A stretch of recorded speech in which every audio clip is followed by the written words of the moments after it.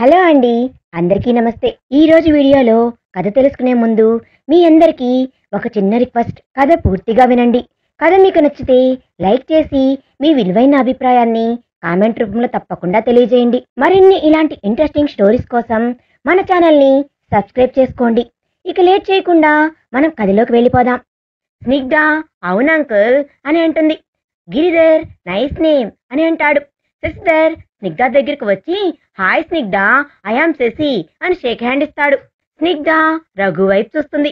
రఘు స్నిగ్ధాన్ని దగ్గరికి తీసుకొని shake hand ఇవ్వరా, నా వైపు చూస్తావే అని అంటాడు. స్నిగ్ధ చేయి కలిపి హాయ్ ఐఆమ్ స్నిగ్ధ అని అంటుంది. శశిధర్ టుడే నీ బర్త్డేనా అని అడిగాడు.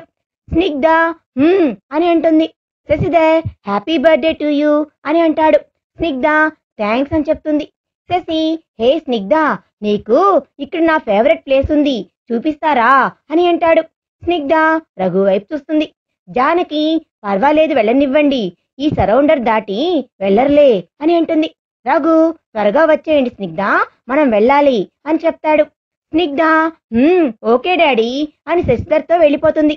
రఘు గిరితో మీరు ఇక్కడ పిల్లల్ని చెక్ చేయడానికి డైలీ వస్తారా అని అడుగుతాడు.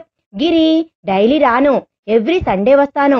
యాక్చువల్లీ ఇది నాకు పుట్టినిల్లు, రాకుండా ఉండలేను అని అంటాడు. రఘు పుట్టినిల్లా అంటే అని అంటాడు. గిరి జానకిని చూస్తూ మేము అనాథలం, ఇద్దరం ఇక్కడే పెరిగాము, ఇక్కడే చదువుకున్నాము. నేను డాక్టర్ అయ్యాను, ఇక్కడ అమ్మాయినే పెళ్లి చేసుకున్నాను. తననేమో ఒక గొప్ప మనసైన వ్యక్తి ప్రేమించి పెళ్లి చేసుకున్నాడు. కానీ తన దురదృష్టం అతడికి తగిలిందో ఏమో, పెళ్ళైన 3 నెలలకే తను ఒక యాక్సిడెంట్లో చనిపోయాడు అని ఆగుతాయి మాటలు.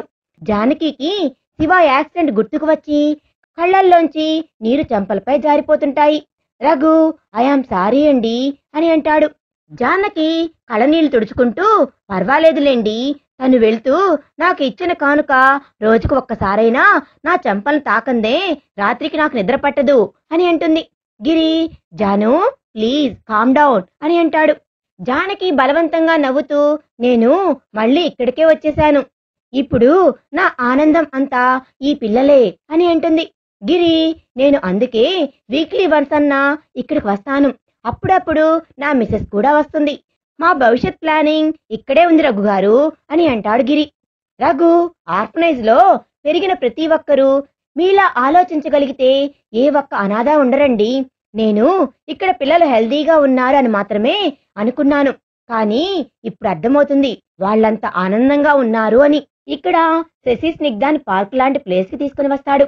స్నిగ్ధ ఆ ప్లేస్ చూసి యాంగ్జైటీ అయి వావ్ ఈ ప్లేస్ నాకు భలే నచ్చింది, ఇక్కడ ఆడుకోవడానికి చాలా ఉన్నాయి అని పరుగున అక్కడే పక్కన చిన్న పొలం లాంటి ప్లేస్ కి వెళ్లి గట్టున కూర్చొని నీళ్లల్లో కాళ్ళు పెట్టి తపతపా కొడుతూ ఆనందంగా శశిని చూస్తూ ఈ లేక్ నాకు చాలా నచ్చింది అని అంటుంది. శశి వచ్చి స్నిగ్ధ పక్కన కూర్చుంటూ నన్ను శశి అని పిలవచ్చుగా అని అంటాడు.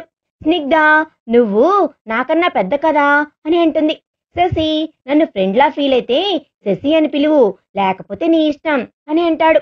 స్నిగ్ధ ఓకే నేను శశి అని పిలుస్తాను అని అంటుంది. శశి స్మైల్ ఇస్తాడు. స్నిగ్ధ నువ్వు ఏం చదువుతున్నావు అని అడుగుతుంది శశిని. శశి నేను మెడిసిన్ ఫస్ట్ ఇయర్ చదువుతున్నాను అని అంటాడు. స్నిగ్ధ డాక్టర్ అన్నమాట అంటుంది. శశి అవును, ఇక్కడే హాస్పిటల్ కట్టాలని మా డాడీ కోరిక, నా అంబిషన్ కూడా అదే అని అంటాడు. స్నిగ్ధ గుడ్ ఐడియా, నేను ఇంటర్లో ఏ గ్రూప్ తీసుకోవాలా అని ఆలోచిస్తున్నాను, నాకు ఒక క్లారిటీ వచ్చింది, నేను బైపీసీ తీసుకుంటా, డాక్టర్ నవుతా, నేను కూడా నీ హాస్పిటల్లోనే వర్క్ చేస్తాను అని అంటుంది. శశి నవ్వుతూ కానీ చాలా కష్టపడాలి, పడగలుగుతావా అంటాడు. స్నిగ్ధ మా టైగర్ చూసుకుంటాళ్లే అని అంటుంది. శశి నాకు అర్థం కాలా స్నిగ్ధ అని అంటాడు. స్నిగ్ధ టైగర్ అంటే మా బావ, నన్ను కష్టపెట్టాలి అంటే మా టైగర్ బావకు చాలా ఇష్టం, రోజు నన్ను ఏదో ఒకటి ఆనందే నిద్రపోడు, నేను బైపీసీ తీసుకుని డాక్టర్ అవ్వాలి అంటేనే నాకన్నా ముందే తను ప్రిపేర్ అయిపోతాడు, నన్ను ఎన్ని గంటలు చదివించాలి అని చెప్తుంది. శశి మరి రోజు నిన్ను కష్టపెడుతుంటే నీకు బాధ వేయదా అని అడిగాడు. స్నిగ్ధ బాధనా, బాధపడను, కానీ రివెంజ్ తీర్చుకోవాలని ప్లాన్ వేసి మళ్ళీ నేను మా టైగర్ దగ్గర బుక్ అయిపోతాను అని చెప్తుంది. శశి, ఏం ప్లాన్ వేస్తావు మీ బావను బుక్ చేయడానికి అని అడిగాడు. స్నిగ్ధ మా టైగర్ బావకు తెలియకుండా తన రూమ్లోకి వెళ్ళి మా టైగర్ కాలేజీలో సబ్మిట్ చేయాల్సిన వర్క్షీట్స్ చించేయడం, బుక్స్ ని దాచేయడం, ఐరన్ చేసి నీటిగా పెట్టుకుని ఉన్న బట్టలు నలిపి పాడు చేయడం, షూస్ ని మాయం చేయడం, ఇలా రకరకాలుగా విసిగిస్తా అని అంటుంది. శశి పకపకా నవ్వుతాడు. స్నిగ్ధ, కానీ ఏమీ లాభం ఉండదు. నేను ఇలా ఏదో ఒకటి చేస్తానని మా బావ మొదటే జాగ్రత్తలో ఉంటాడు అని అంటుంది. శశి, అంటే అని అంటాడు. స్నిగ్ధ, అంటే కాలేజీలో సబ్మిట్ చేయాల్సిన వర్క్షీట్స్ ని దాచిపెట్టి షెల్ఫ్ లో డూప్లికేట్స్ పెడతాడు. అన్ని థింగ్స్ స్పేర్ గా ఇంకో సెట్ సీక్రెట్ గా దాచిపెట్టుకుని ఉంటాడు. అందుకే నేను ఒకరోజు బాగా ఆలోచించి మా టైగర్ మీసాలు తీసేశాను. బట్ అది కూడా ఫెయిల్ అని అంటుంది. శశి పొట్టను చేతిలో పెట్టుకుని పక్కపక్కా నవ్వుతూ, మీసాలు తీసేశావా? మరి దానిలో ఎలా ఫెయిల్ అయ్యావు అని అడిగాడు. స్నిగ్ధ బొంగుమూతి పెట్టుకుని, మీసాలు వాళ్ళ ఫ్రెండ్ని హడావుడి చేసి మరీ తెప్పించుకొని స్టిక్ చేసుకున్నాడు అని చెప్తుంది. శశి నవ్వుతూ, నీకు మీ బావంటే ఇష్టమా అని అడుగుతాడు. స్నిగ్ధ, ఇష్టమా? అదేమీ లేదు. తనంటే నాకు భయం. నన్ను ఎప్పుడు కంట్రోల్లో పెట్టాలని చూస్తాడు. నేనేం చేసినా తప్పే, చెయ్యకపోయినా తప్పే. ఈ టైగర్ కు మా అక్కకు పెళ్లి చెయ్యాలి అనుకుంటున్నారు. నేను బ్రతికిపోయా. నాకు తెలియక అడుగుతాను. మా అక్కను అస్సలు పట్టించుకోడు. నన్ను మాత్రమే ఇలా ఉండు, అలా ఉండు, పని చేయటం నేర్చుకో, యోగా చెయ్యి, రోజు నువ్వే కాఫీ పెట్టు అని చంపుతాడు అని అంటుంది. శశి, మరి మీ టైగర్ని అడగొచ్చు కదా అని అంటాడు. స్నిగ్ధ, చాలా సార్లు అడిగా. తను నీలా కాదు. తనకు అన్నీ తెలుసు. ఒకరు చెప్పాల్సిన అవసరం లేదు అని అంటాడు.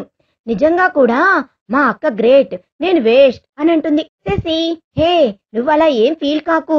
ఖచ్చితంగా ఏదో ఒక రోజు మీ బావ మీ అక్క కన్నా నువ్వే గ్రేట్ అంటాడు అని అంటాడు. స్నిగ్ధ, వద్దు వద్దు. మా బావ మనసులో ఎప్పుడు మా అక్క గ్రేట్ గానే ఉండాలి. నేను వేస్ట్ గా ఉన్నా పర్వాలేదులే అని అంటుంది. శశి స్నిగ్ధను చూస్తూ, నువ్వు వేస్ట్ కాదు స్నిగ్ధ, గ్రేట్ వే అని అంటాడు. స్నిగ్ధ అన్న పిలుపు విని, అమ్మో చాలా టైం అయింది, డాడీ పిలుస్తున్నారు, బాయ్ శశి అని పరుగున రఘు దగ్గరికి వస్తుంది. శశి కూడా వెనకాలే వస్తాడు. స్నిగ్ధ, సారీ డాడీ, లేట్ అయిందా అని అడుగుతుంది. రఘు నవ్వుతూ, లేదులే, పదా వెళ్దాం అని జానకి దగ్గరికి తీసుకుని వెళ్తాడు. రఘు చెక్ తీసి స్నిగ్ధ చేతికి ఇచ్చి జానకికి ఇవ్వమని చెప్తాడు. స్నిగ్ధ చెక్ అమౌంట్ చూసి షాక్ అవుతూ, వాట్ డాడీ, నేను 1,00,000 చెక్ అంటే మీరు 10 lakhs వేశారు అని అంటుంది. రఘు స్నిగ్ధను దగ్గరికి తీసుకొని, నా కూతురు ఫస్ట్ టైం ఇస్తున్న చెక్, అంత మాత్రం ఉండాలి కదా అని అంటాడు. గర్వంగా జానకి వారిద్దరినూ సంతోషంగా చూసి చెక్ అందుకొని స్నిగ్ధను హగ్ చేసుకొని నుదుటిపై ముద్దు పెట్టుకొని, నన్ను మర్చిపోవుగా, అప్పుడప్పుడు వస్తూ ఉంటావుగా అని అడుగుతుంది. రఘు తప్పకుండా వస్తుందిలేండి అని అంటాడు. జానకి స్మైల్ ఇస్తుంది. రఘు స్నిగ్ధాలు ముగ్గురికి బాయ్ చెప్పి బయలుదేరతారు. మరునాడు ఉదయం శౌర్య 10 రోజులు ఉండడు అన్న ధీమాతో హ్యాపీగా ఆదమర్చి నిద్రపోతుంది స్నిగ్ధ. సడన్ గా తన ఫేస్ పై నీళ్లు పట్టడంతో ఉలిక్కిపడి లేచి కూర్చుంటుంది స్నిగ్ధ. ఎదురుగా చేతులు కట్టుకొని తన వైపే చూస్తున్న శౌర్యాను చూసి అనుమానం పోక కళ్ళు నలుముకొని మరీ చూసి, టైగర్ అని మనసులో అనుకుంటూ పైకి, బావా నువ్వు 10 రోజులు రావు అని సాయి చెప్పాడు అని అంటుంది. శౌర్య, నేను లేకపోయినా నువ్వు ఎంత మాత్రం 5 నుంచి 6 దాకా యోగా చేస్తావో చూడాలని అలా చెప్పించా. నువ్వు ఇవాళ లేచి యోగా చేసి ఉండుంటే నేను హ్యాపీగా ఫీల్ అయ్యి ఈ రోజుతో చాలు, నువ్వు రేపటి నుంచి చేయనవసరం లేదు అని చెప్పేవాడిని. కానీ ఇప్పుడు ఇంకో నెల ఎక్స్టెండ్ చేస్తున్నా అని అంటాడు. స్నిగ్ధ చివుక్కున బెడ్ దిగి, నో నేను ఒప్పుకోను అని అంటుంది. శౌర్య రిలాక్స్ గా, ఒప్పుకోకు, ఇంకా మంచిదే, నేనే దగ్గర ఉండి ఇంకో 2 hours ఎక్స్ట్రా చేస్తాగా అని అంటాడు. స్నిగ్ధ, ఏమీ అవసరం లేదులే, నేను చేస్తాలే అని అంటుంది. శౌర్య చెయ్యి అంటూ బెడ్ మీద కూర్చుంటాడు. స్నిగ్ధ గొనుక్కుంటూ వెళ్ళి యోగా మ్యాట్ తీసుకుని వచ్చి కింద పరిచి యోగా చేస్తూ ఉంటుంది. శౌర్యకి తన చేతిలో మసకగా కనిపిస్తున్న అక్షరాలు చూసి స్నిగ్ధ దగ్గరికి వచ్చి తన చేతిని చూసి చదివి, ఏంటే చేతిలో విషస్ రాసుకున్నావు అని అడిగాడు. స్నిగ్ధ, నేను ఎలాగ ఎడమ చేత్తో ఇంత నీట్గా రాయగలుగుతాను బావా? మొన్న రాత్రి ఎవరో ముసుగు వేసుకునే వ్యక్తి నా రూమ్లోకి వచ్చి నేను నిద్రపోతుంటే ఇది రాసి వెళ్ళాడు అని చెప్తుంది. శౌర్య, ఏంటే నా చెవిలో క్యాలీఫ్లవర్స్ కనిపిస్తున్నాయా అని అడిగాడు. స్నిగ్ధ అమాయకంగా నిజం బావా, ఒక్క నిమిషం అని తన ర్యాక్ లో నుంచి బాల్కనీలో దొరికిన హ్యాండ్ కీ తీసి శౌర్య చేతికి ఇస్తుంది. శౌర్య హ్యాండ్ కీని చూస్తూ ఏంటిది అని అడిగాడు. స్నిగ్ధ ఆ సీక్రెట్ మ్యాన్ది బావా, బాల్కనీలో ఉంది అని అంటుంది. శౌర్య ఎవరో నీ రూమ్ లోకి వచ్చి నీ చేయి పట్టుకుని విషస్ రాసేంత వరకు నీకు మెలకు రాలేదా? అంత మొద్దు నిద్ర ఏంటే నీకు అని అంటాడు. స్నిగ్ధ హా నాది మొద్దు నిద్ర, మీసాలు తీస్తుంటేనే నీకు మెలకు రాలేదు అని అనుకొని పైకి మాత్రం మెలకు వచ్చి బాల్కనీ దగ్గరికి వెళ్తేనే ఆ నాప్కిన్ దొరికింది. బావా వాడిని వదలొద్దు, వాడు ఎవడో తెలుసుకొని ఇంకోసారి నా రూమ్ లోకి రానీయకుండా బుద్ధి చెప్పు అని అంటుంది. శౌర్య సరే నేను చూసుకుంటాలే, నువ్వు యోగా చెయ్యి అంటూ నాప్కిన్ తన జేబులో పెట్టుకొని వెళ్ళిపోతుంటే స్నిగ్ధ నాప్కిన్ తీసుకుని వెళ్తున్నావు, నాప్కిన్ నాకు ఇవ్వు అని అంటుంది. వెళ్తున్న శౌర్య వెనక్కి తిరిగి స్నిగ్ధ దగ్గరికి వచ్చి ఎందుకు వాడికి గుర్తుగా ఎత్తి పెట్టుకుంటావా ఏంటి అని అంటాడు. స్నిగ్ధ ఫాస్ట్ గా అడ్డంగా తల ఊపుతూ ఊహూ అని అంటుంది. శౌర్య కదా వాడి సంగతి నేను చూసుకుంటా, కానీ వాడి గురించి నువ్వు మర్చిపో అని వెళ్ళిపోతాడు. స్నిగ్ధ ఛ నాప్కిన్ మళ్ళీ మిస్ చేసుకున్నా అని బాధపడుతుంది. 5 సంవత్సరాల తర్వాత ఒక అమ్మాయిని 2 చేతులతో ఎత్తుకొని ఒక అబ్బాయి పరిగెడుతూ తీసుకెళ్తుంటాడు. అప్పటి వరకు హోలీ ఆడినట్లు ఇద్దరు బట్టలు ఫేస్ అంతా రంగులతో నిండిపోయి అబ్బాయి ఫేస్ సరిగ్గా తెలియటం లేదు. ఆ అమ్మాయికి గుండె దగ్గర బుల్లెట్ గాయం ఉండి ఛాతీ మీద అంతా బ్లడ్ తో తడిచి ఉంటుంది. ఆ అమ్మాయికి స్పృహ కోల్పోతున్నట్లు కళ్ళు మూతలు పడుతూ ఉంటే ఆ అబ్బాయి వేగంగా పరుగు పెడుతూనే తనని గుండెలకు అదుముకొని స్నిగ్ధ నీకేమీ కాదురా, నా ప్రాణాలను పణంగా పెట్టైనా నిన్ను కాపాడుకుంటా, ఐ లవ్ యూ రా, లవ్ యూ స్నిగ్ధ, నన్ను వదిలి వెళ్ళకే, నువ్వు లేకుంటే ఒక్క క్షణం కూడా నేను ఉండలేనే అంటూ తన నుదుటిని ముద్దు పెట్టుకుంటాడు. ఆ అబ్బాయి కళ్ళు ధారాపాతంగా వర్షిస్తుంటాయి. ఆ అబ్బాయి మొహంలో తను ఎక్కడ దూరమైపోతుందో అన్న బాధ, భయం స్పష్టంగా కనబడుతుంది. ఆ అమ్మాయి కళ్ళు బలవంతంగా తెరిచి చూడాలని చూస్తుంటే తన వల్ల కావడం లేదు. మళ్ళీ కళ్ళు మూతలు పడుతుంటే ఆ అబ్బాయి పరుగున ఆపి మోకాళ్లపై కూర్చొని ఆ అమ్మాయిని ఒడిలో చేర్చుకొని తన ఫేస్ పై గట్టిగా తడుతూ స్నిగ్ధ లే, కళ్ళు మూయకు ప్లీజ్ రా, స్నిగ్ధ స్నిగ్ధ అన్న పిలుపుకు మూతలు పడుతున్న కళ్ళను బలవంతంగా తీసి లేచి కూర్చుంటుంది. స్నిగ్ధ తన బెడ్రూమ్ లో బెడ్ పై ఉంటుంది. ఏసీ గాలి చల్లగా తగులుతున్నా తన బాడీ మొత్తం స్వెట్ తో తడిచిపోయి ఉంటుంది. తన గుండెల మీద చేయి వేసుకొని చూసుకుంటుంది. ఎటువంటి గాయం కానీ బ్లడ్ కానీ ఉండదు. స్నిగ్ధ నుదుటిపై పట్టిన స్వెట్ ను చేతితో తుడుచుకుంటూ ఇదంతా కలనా అని అనుకుంటూ టైం చూస్తుంది. టైం 5 గంటలైనట్లు చూపిస్తుంది. అమ్మో టైం 5 అయింది, తెల్లవారుజామున వచ్చే కళ్ళు నిజమవుతాయి అని నానమ్మ చెబుతూ ఉంటుంది. అంటే ఈ కళ నిజమవుతుందా అని తనకు తెలియకుండానే గుండెను తడుముకుంటుంది. మెడిసిన్ చదువుతూ ఇవన్నీ నేను నమ్మొచ్చా, కళ నిజం అవటం ఏంటి, అయినా నా గాయం చూసి అంతలా విలువెల్లాడుతున్నాడు ఎవరతను, నేను లేకపోతే బ్రతకలేను అని అంటున్నాడు. ఈ కళ నిజమైనా కాకపోయినా అంతగా ప్రేమించే ఈ వ్యక్తి నాకు ఎదురు పడితే నేను అతన్ని వదులుకోను. ఎవరు తను, తన ఫేస్ క్లియర్ గా కనిపించడం లేదు. నన్ను ఎత్తుకొని అంత వేగంగా పరుగు పెడుతున్నాడు అంటే బాగా దృఢమైన శరీరమై ఉంటుంది. తనది అంటే డైలీ ఎక్సర్సైజ్ చేసి బాడీ అన్నమాట.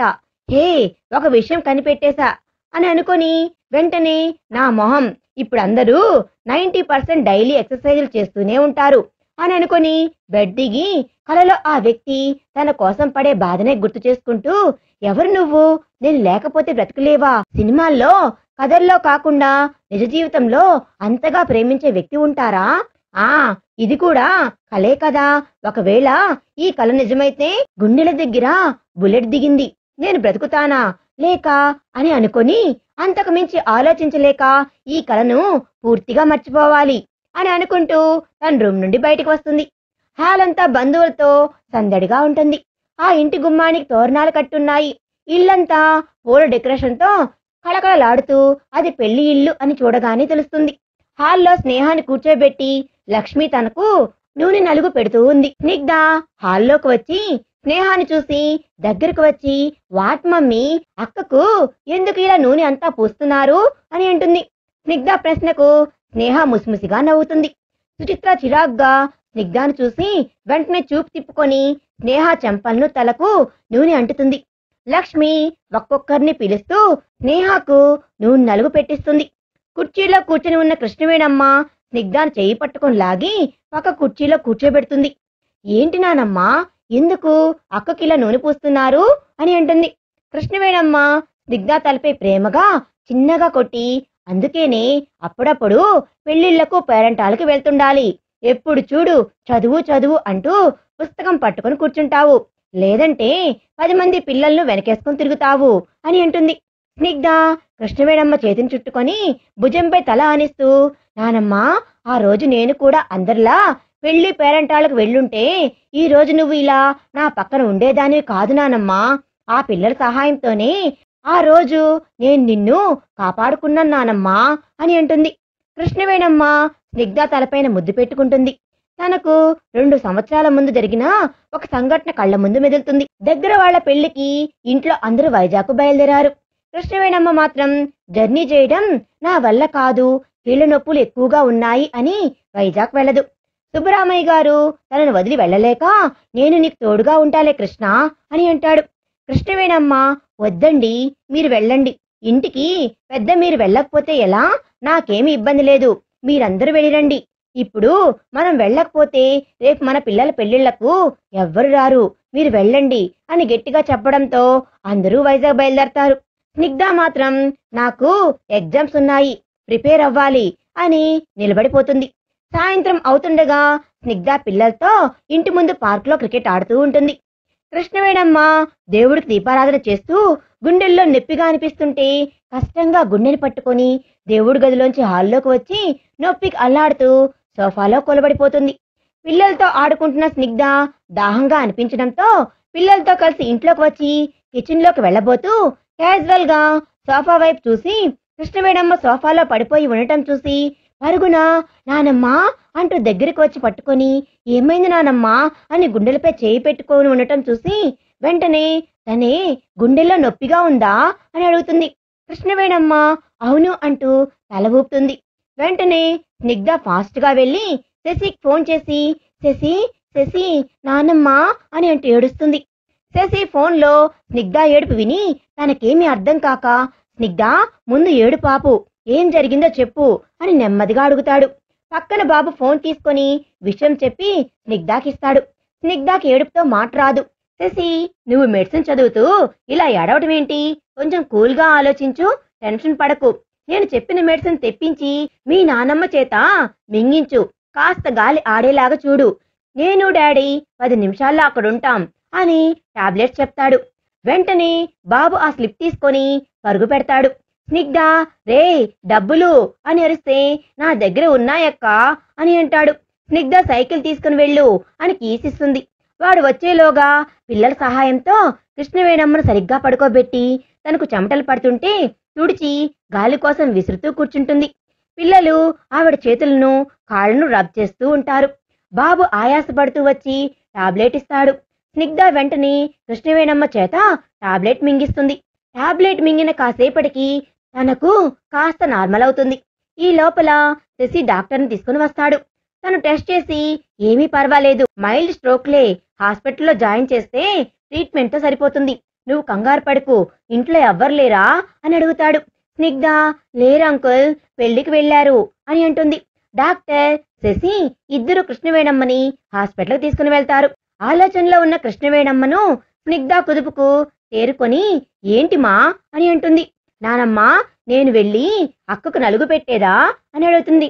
కృష్ణవేణమ్మ నవ్వుతూ వెళ్ళు అని అంటుంది. స్నిగ్ధ స్నేహ దగ్గరికి వెళ్ళి తనకు నూనె పెడుతూ చిన్నగా, అక్క, టైగర్ను నీ కంట్రోల్లో పెట్టుకో, మెయిన్ నన్ను కోప్పడినా అరిచినా ఒప్పుకోవద్దు, సరేనా అని అంటుంది. స్నేహ నవ్వుతూ సరేలే అని అంటుంది. లక్ష్మి స్నిగ్ధ దగ్గరికి వచ్చి, వెళ్ళి బావన్ రమ్మని చెప్పుపో అని అంటుంది. స్నిగ్ధ రివ్వుని వెళ్తుంది.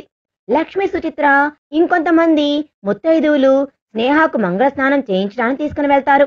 స్నిగ్ధ శౌర్య ఇంటికి వెళ్ళి నేరుగా తన రూమ్లోకి వస్తుంది. శౌర్య సీరియస్ గా ఫోన్లో మాట్లాడుతూ ఉంటాడు. స్నిగ్ధ, అమ్మో టైగర్ చాలా సీరియస్ డిస్కషన్ లో ఉన్నాడు, ఇప్పుడు నేను కదిలిస్తే ఆ సీరియస్ అంతా నా వైపే చూపిస్తాడు అని అనుకొని అక్కడే బెడ్ పై కూర్చొని రూమ్ అంతా కలయి చూస్తుంది. షెల్ఫ్ నిండా బుక్స్ చూసి, మా మెడికల్ జనరల్ బుక్స్ కన్నా పెద్దవిగా ఉన్నాయే ఈ లా బుక్స్ అనుకుంటూ బుక్ షెల్ఫ్ దగ్గరికి వెళ్ళి ఒక బుక్ ని పట్టుకొని లాగుతుంది. కానీ అది షెల్ఫ్ లో ఇరుక్కొని రాదు. బుక్ రాలేదని తన పంతం పెరిగి ఆ బుక్ ని ఇంకా గట్టిగా లాగడంతో ఆ బుక్ తో పాటు ఇంకొన్ని బుక్స్ కింద దబదబా పడిపోతాయి. చేతిలో బుక్ తో నిలబడిపోతుంది స్నిగ్ధ. బుక్స్ పడ్డ చప్పుడుకు ఫోన్లో మాట్లాడుతూ ఉన్న శౌర్య వెనక్కి తిరిగి స్నిగ్ధను కింద పడ్డ బుక్స్ ని చూసి కోపంగా తన దగ్గరికి వచ్చి నువ్వేంటే ఇక్కడ అని అరుస్తాడు. స్నిగ్ధ భయంగా అడుగులు వెనక్కి వేస్తూ మమ్మీ నీకు నూనె నలుగు పెట్టాలని తీసుకుని రమ్మంది. నేను బుక్ చూద్దాం అని తీస్తుంటే ఇవన్నీ పడిపోయాయి అని అంటుంది. శౌర్య ఎక్కడ 10 నిమిషాలు కుదురుగా ఉండవు కదా అని అంటాడు. స్నిగ్ధ నేను సర్దేస్తానులే బావా అని అంటుంది. శౌర్య అవసరం లేదు తమరు దయచేస్తే నేను సర్దుకుంటా అని అంటాడు చేతులు గుమ్మం వైపు చూపిస్తూ. స్నిగ్ధ వెళ్తానులే, ఇక్కడ నువ్వు ఉండమన్నా నేనేమి ఉండను, మమ్మీ పిలవమని చెప్పింది కాబట్టే వచ్చాను అని అంటుంది. శౌర్య నిన్ను వెళ్ళమని చెప్తున్నా కదా వెళ్ళు అంటే తన భుజం పట్టుకొని రూమ్ బయటకు తోసి తలుపు గడి వేస్తాడు. స్నిగ్ధ కోపంగా నీకన్నా ఆ టైగరే బెటర్ అంటూ తలుపును కాలుతో తన్ని వెళ్ళిపోతుంది. ఇక ఏం జరిగింది అనేది మనం నెక్స్ట్ పార్ట్ లో తెలుసుకుందాం.